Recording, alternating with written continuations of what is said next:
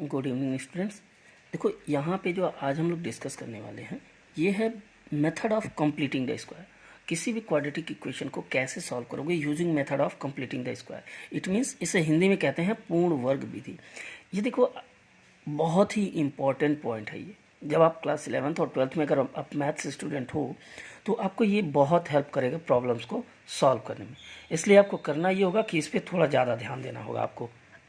देखो इस टाइप के क्वेश्चंस को सॉल्व करने के लिए मैक्सिमम मैं 4 स्टेप आपको बताऊंगा जिसमें ये क्वेश्चन बहुत आसानी से सॉल्व हो जाएगा। फर्स्ट आपको ये करना होगा इस क्वेश्चन को सॉल्व करते वक्त कि आप चेक करोगे कि एक्स स्क्वायर का कोफिशिएंट 1 होना चाहिए। ऑलवेज जो है एक्स स्क्वायर का कोफिशिएंट क्या होना चाहिए, 1 होना चाहिए। अब इस क्वेश्चन में आप देख सकते हो कि एक्स स्क्वायर का कोफिशिएंट क्या है, 1 है। चलो अगर आपको एक्स स्क्वायर का कोफिशिएंट 1 मिल गया तो अब सेकंड स्टेप में आप ये करोगे कि आप इस कांस्टेंट को दूसरी तरफ ट्रांसपोज करोगे। So X square minus 6 X equals to -3। देखो पहले आपको मैंने क्या बताया, एक्स स्क्वायर का कोफिशिएंट चेक करो, सेकंड आप कांस्टेंट को ट्रांसपोज करो। थर्ड जो स्टेप है ये बहुत ही इंपॉर्टेंट है आपके लिए, इसे ध्यान से सुनो। सबसे पहले आप क्या करो कि देखो एक्स का कोफिशिएंट क्या है, तो अगर आप देखोगे तो एक्स का कोफिशिएंट जो है आपको वो क्या है, 6 है। एक्स के कोफिशिएंट को अगर आप नोट करो तो 6 है, तो आप क्या कर लो 6 का हाफ कर लो। इट मीन्स 6 को किससे डिवाइड कर लो, 2 से। किसी भी नंबर को अगर आप डिवाइड करते हो इसका 2 से, इसका मतलब है कि आपने उसके डिनोमिनेटर में 2 से मल्टीप्लाई किया, तो 6/2 हो गया। और अगर ये 6/2 है तो सॉल्व करने पे आंसर क्या होगा, 3।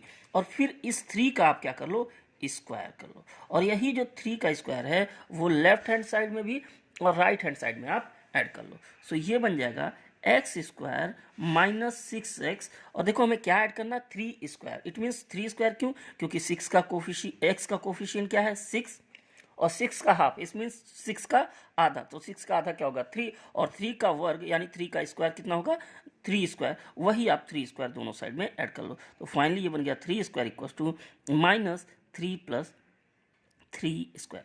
ध्यान रखना जो 3 स्क्वायर आप इधर ऐड कर रहे हो वही सेम इधर भी ऐड करना होगा। सो फाइनली अब ये देख सकते हो कि ये किसी नंबर का स्क्वायर होगा। अब देखना होगा आपको कि ये किसका स्क्वायर होगा।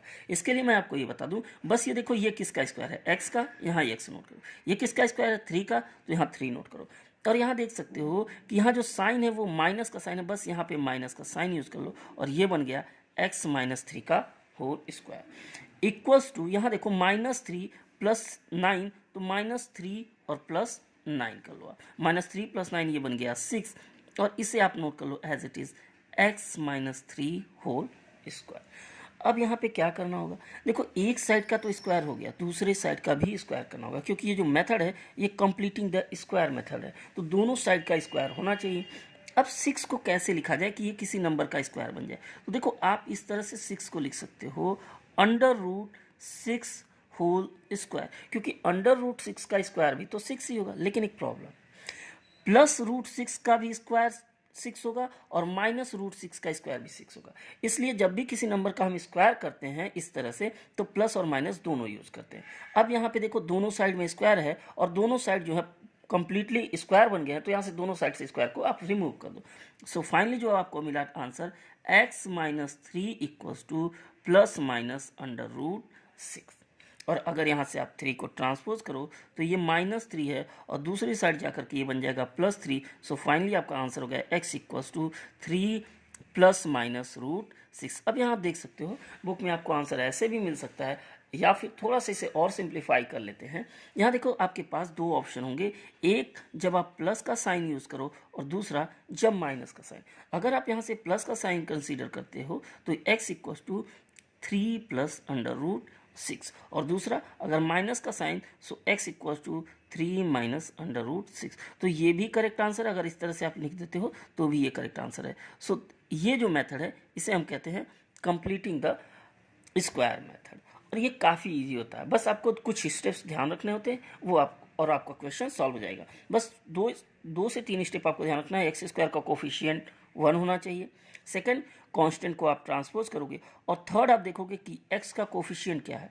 जो भी कोफिशिएंट होगा उसका हाफ, और हाफ का स्क्वायर आप लेफ्ट और राइट साइड में ऐड कर लोगे, और इस तरह से आपको आंसर मिल जाएगा। इसी तरह का एक और क्वेश्चन हमने कंसीडर किया है। जो कि परफेक्ट स्क्वायर मेथड की हेल्प से, पूर्ण वर्ग विधि की हेल्प से आपको इसको सॉल्व करना।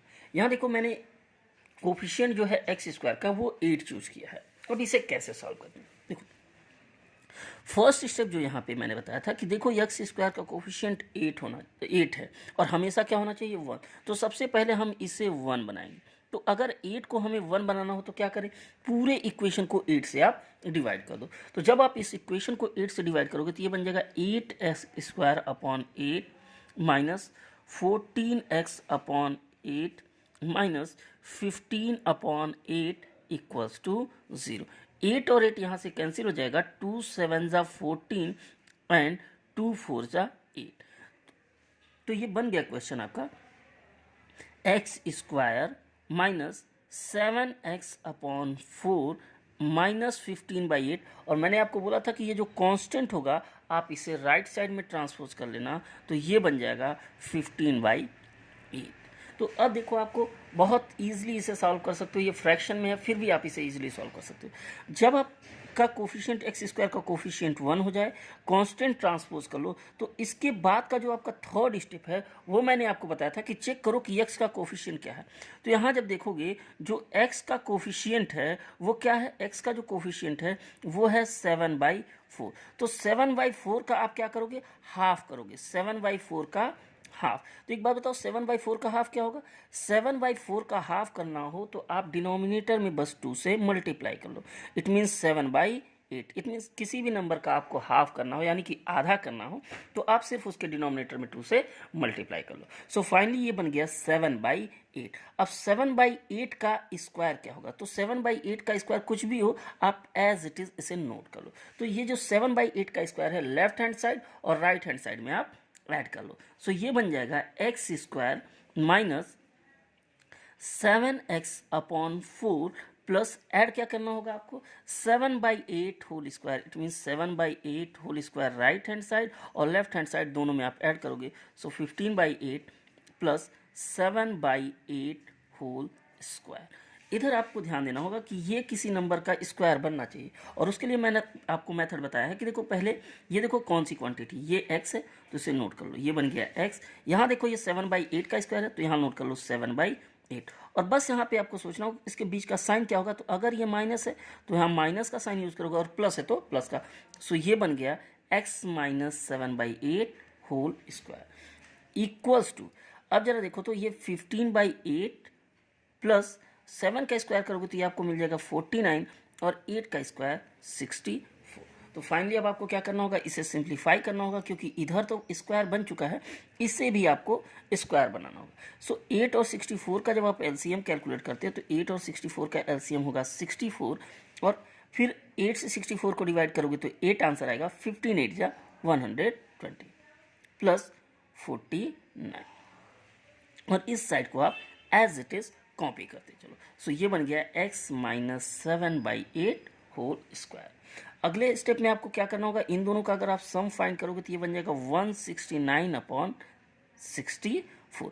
अब आपको इधर तो स्क्वायर बन चुका है और इससे भी किसी नंबर का स्क्वायर आपको लिखना होगा। तो जब आप किसी नंबर का स्क्वायर लिखोगे तो ये देखो क्लियरली आपको शायद याद भी हो कि 169 ये किसी का स्क्वायर होता है, किसका स्क्वायर होता है 13 का। सो ये बन गया 13 का स्क्वायर और 64 किसका स्क्वायर होगा 8 का, तो ये टोटल बन गया 13/8 का होल स्क्वायर। बट यहाँ पे आपको मैंने बोला था कि यहाँ पे प्लस और माइनस दोनों आप यूज करोगे क्योंकि प्लस का स्क्वायर भी प्लस होगा और माइनस का स्क्वायर भी। तो इस तरह से अब दोनों साइड का स्क्वायर हो चुका है। जब दोनों साइड का आपको स्क्वायर मिल जाए तो बस आपको करना ये होगा कि स्क्वायर को कैंसिल करो और इसे सिंप्लीफाई कर लो। तो ये बन जाएगा x minus 7/8 equals two plus minus 13/8। अब आप क्या करो, इस माइनस 7/8 को ट्रांसपोज करो। तो जब आप ट्रांसपोज करोगे तो x equals to 7/8 plus minus 13/8 और यहाँ से आपके पास दो ऑप्शन बनते हैं, एक जब आप पॉजिटिव का साइन कंसीडर करो और दूसरा जब निगेटिव का साइन। तो देखो यहाँ पे मैं क्या करता हूँ, एक बार पॉजिटिव साइन और यहीं पे आप सॉल्व करोगे निगेटिव साइन के लिए। तो इसे हम दो पार्ट में डिवाइड कर लेते हैं और यहाँ लिख लेते हैं taking positive sign. Taking positive sign in Hindi आप लिख सकते हो कि प्लस का चिन्ह लेने पर। सो जब आप पॉजिटिव साइन कंसीडर करोगे तो ये हो जाएगा x इक्वल्स टू 7/8 और देखना यहाँ पे प्लस का साइन कंसीडर करोगे तो यहाँ लिखोगे plus 13/8। So x equals to denominator same हो तो सीधे सीधे न्यूमरेटर का सम कर लो 13 + 7 20। So x equals to 20/8। अगर आप इसे सिंप्लीफाई करो सो 4 5 ज़ा 20 एंड 4 2 ज़ा 8। It means x equals to 5/2। ये आपका एक आंसर बन गया। दूसरा क्या करना होगा, यहाँ आप लिखोगे टेकिंग नेगेटिव साइन। जब आप नेगेटिव का साइन कंसीडर करोगे तो ये बन जाएगा x equals to 7/8 minus 13/8। Denominator same है तो जब आप 7 से 13 को माइनस करोगे तो आंसर होगा -6/8। बिकॉज 7 से 13 को माइनस करोगे तो आंसर आएगा 6। अब इसे कैंसिल करो सो 2 4 जा 8, 2 3 जा 6 एंड 2 4 जा 8। सो फाइनली जो x का आंसर आएगा आपका x इक्वल्स टू 2 3 जा 6 एंड 2 4 जा 8। सो x इक्वल्स टू -3/4। तो ये आपका आंसर बन गया। तो इस तरह से किसी भी क्वेश्चन को अगर सॉल्व करना है आपको completing the perfect square method, तो आप अगर इन कुछ छोटे छोटे स्टेप्स को फॉलो करोगे तो बहुत ईजिली सॉल्व हो जाएगा ये क्वेश्चन।